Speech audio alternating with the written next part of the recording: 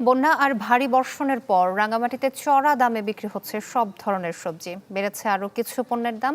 ছুটির দিনে পাহাড়ের বাজার পরিস্থিতি নিয়ে জানিয়েছেন জহুল হক। গত ২ সপ্তাহ ধরে টানা বর্ষণের কারণে বিভিন্ন জায়গায় বন্যা প্লাবিত হয়েছে এবং অনেক জায়গায় সবজি ক্ষেত সহ বিভিন্ন ফসলের জমি ডুবে গিয়েছে, যার ফলে এই প্রভাব পড়েছে রাঙামাটি কাঁচা বাজারগুলোতে।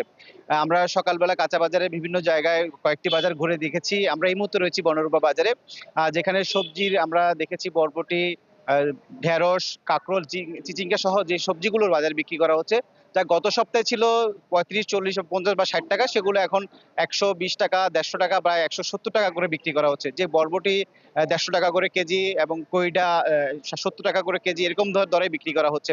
তো ক্রেতারা যেটি বলছে যে বন্যার কারণে বিভিন্ন জায়গায় ফসলি জমিগুলো যে ডুবে যাওয়ার কারণে এই কারণে আসলে দামটা বেশি বেড়েছে এবং ক্রেতারা বলছে যে গত সপ্তাহের তুলনায় এই সপ্তাহের দাম গত আরো বেশি দ্বিগুণ হয়ে দাঁড়িয়েছে এবং তাদের যে ক্রয় ক্ষমতা তার বাইরে চলে যাচ্ছে এই সবজি কেনা।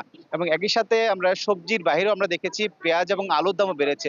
পেঁয়াজের দাম বেড়েছে গত সপ্তাহের তুলনায় প্রায় ৬০ টাকা এবং আলুর দাম বেড়েছে প্রতি কেজি ৩ টাকা করে।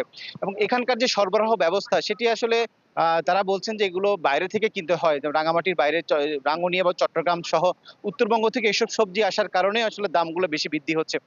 আমরা এখানে কৃষি বিভাগ বলছে যে চাহিদা রয়েছে, রাঙামাটি মানুষের চাহিদার যে উৎপাদন, সেই উৎপাদন এখানে হয় না বলেই আসলে বাইরে থেকে কিনে আনতে হয় বলে এখানকার যে সবজির বাজারের আসলে অনেক সময় যে উত্তরবঙ্গে যদি কোনো ধরনের বন্যা কবলিত হয় অথবা চট্টগ্রামে বন্যা কবলিত হচ্ছে, তার প্রভাব পড়ে রাঙামাটিতে। তবে এখানকার যে ক্রেতারা বলছে যে রাঙামাটি এবং মাইনী সহ বেশ কিছু এলাকায় কিন্তু এইসব সবজি কিন্তু উৎপাদন হয়। তবে বন্যার কারণে কিছু ক্ষয়ক্ষতি হয়েছে, তার এর প্রভাব এত দ্রুতই পড়বে এটা আসলে তারা মানতে পারছেন না।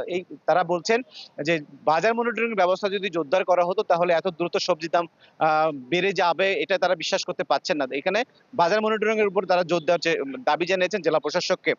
এছাড়া যে এখানের যে সমিতিগুলো আছে, সেই সভা সমিতিগুলো যদি মনিটরিং করে নিয়মিত, তাহলে আসলে বাজারের এই অবস্থা হতো না।